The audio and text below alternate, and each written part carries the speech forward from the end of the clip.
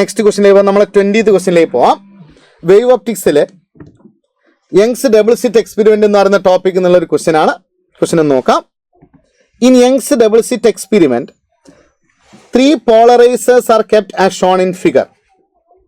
The transmission axis of P1 and P2 are orthogonal to each other.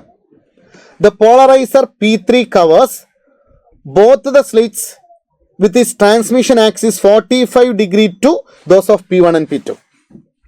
An unpolarized light of wavelength lambda and intensity I0 incident on P1 and P2. The intensity at a point after P3 where the path difference between the light waves from S1 and S2 is lambda by 3 is. Okay. അപ്പോൾ ഇവിടെ നമ്മൾ രണ്ട് പോളറൈസേഴ്സ് അല്ലെ, P1 P2 എന്ന് പറഞ്ഞ രണ്ട് പോളറൈസേഴ്സ് ഇവിടെ വെച്ചിട്ടുണ്ട്. അപ്പോൾ അതാ ഇവിടെ നമ്മളൊരു അൺപോളറൈസ്ഡ് ലൈറ്റ് I0 ഇൻറ്റൻസിറ്റി ഒരു അൺപോളറൈസ്ഡ് ലൈറ്റ് കടത്തി വിടുകയാണ്. നിങ്ങൾക്കറിയാം ഇതിലൂടെ കടന്നു പോലും ഇൻറ്റൻസിറ്റി എന്താവും, പകുതിയാവും അല്ലേ. അപ്പോൾ അതാ ഇവിടെ എത്തുന്ന സമയത്ത് ഇൻറ്റൻസിറ്റി എത്രയാണ്, I0/2 ആണ്.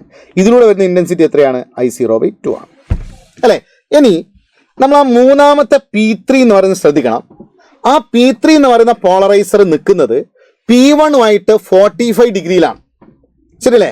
അങ്ങനെയാണെങ്കിൽ ഈ ലൈറ്റ്, ഈ P1 എന്ന് വരുന്ന ലൈറ്റ് ഇതിലൂടെ ട്രാൻസ്മിറ്റ് ചെയ്ത് കഴിഞ്ഞാൽ ആ ഇൻറ്റൻസിറ്റി I1 എന്ന് പറയുന്നത് നിങ്ങൾ പഠിച്ചതാണ് അല്ലെ, I0 × cos സ്ക്വയർ തീറ്റ നമ്മൾ പഠിച്ചിട്ടില്ലേ അല്ലേ. പക്ഷെ ഇവിടെ ശ്രദ്ധിക്കണം, ഇവിടെ കിട്ടുന്ന എത്രയാണ്, I0/2 × cos സ്ക്വയർ ഈ ആംഗിൾ 45 എന്ന് പറഞ്ഞിട്ടുണ്ട് അല്ലേ. അപ്പൊ നമ്മളിത് നോക്കടാ, cos സ്ക്വയർ 45 1/2 അല്ലേ. അപ്പൊ I0/2 × 1/2 എന്ന് പറയുന്നത് I0/4 എന്ന് വരും. സിമിലർലി ഇവിടെ ഈ ലൈറ്റ് ഇതിലൂടെ ട്രാൻസ്മിറ്റ് ചെയ്താൽ ഈ ലൈറ്റിന്റെ ഇന്റൻസിറ്റി I2 എന്ന് പറയുന്നത് അതും എന്ത് തന്നെയാണ് വരിക, I0/2 × cos സ്ക്വയർ 45. കാരണം ഈ P3 നമ്മളെ P2ന്റെ പാസ് ആക്സിസ് ആയിട്ട് 45 ഡിഗ്രി ഉണ്ടാക്കുന്നതെന്ന് പറഞ്ഞിട്ടുണ്ട്, ശരിയല്ലേ, റൈറ്റ്. അങ്ങനെയാണ് ദിസ് ഈസ് ഓൾസോ I0/4, ശരിയല്ലേ. അപ്പൊ രണ്ട് ലൈറ്റ് വേവ്സ് ഉണ്ട്, രണ്ടിന്റെയും ഇന്റൻസിറ്റി എത്രയാണ്, ഇന്റൻസിറ്റി I0/4 ആണ്, സെയിം ഇന്റൻസിറ്റി ആണ് അല്ലെ. നമ്മളുടെ ക്വസ്റ്റ്യൻ എന്താണ്, പാത്ത് ഡിഫറൻസ് λ/3 ആണെങ്കിൽ അല്ലെ, പാത്ത് ഡിഫറൻസ് λ/3 ഉള്ള ഒരു പോയിന്റിൽ ഈ റിസൾട്ടന്റ് ഇന്റൻസിറ്റി എത്ര ആയിരിക്കും എന്നല്ലേ ക്വസ്റ്റ്യൻ അല്ലെ. എടാ മക്കളെ, പാത്ത് ഡിഫറൻസ് λ/3 ആണ്, ഫേസ് ഡിഫറൻസ് കണ്ടുപിടിക്കാം. കാരണം നമ്മൾ രണ്ട് ഇന്റൻസിറ്റിയും സെയിം ആണെങ്കിൽ അല്ലെ, വേണമെങ്കിൽ ഇന്റൻസിറ്റിന്റെ ഇക്വേഷൻ നിങ്ങൾ ഇങ്ങനെ പഠിച്ചോർമ്മയുണ്ട്, I = √of അല്ലെ I1² പ്ലസ്, ശരിയല്ലേ, സോറി I = √of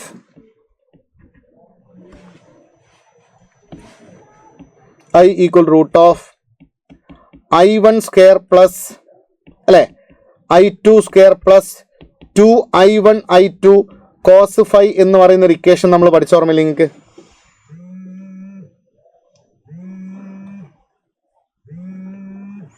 ശരിയല്ലേ അല്ലെ.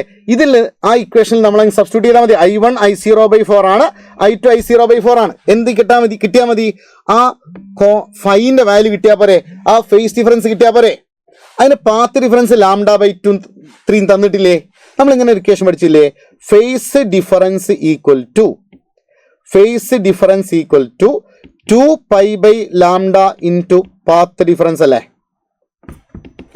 അപ്പൊ 2π/λ × λ/3 അത് 2π/3 എന്ന് വരും അല്ലേ. അപ്പൊ നമ്മളെ ഫേസ് ഡിഫറൻസ് 2π/3 വെച്ചാൽ എത്രയാടാ, 120 ഡിഗ്രി അല്ലേ, ശരിയല്ലേ.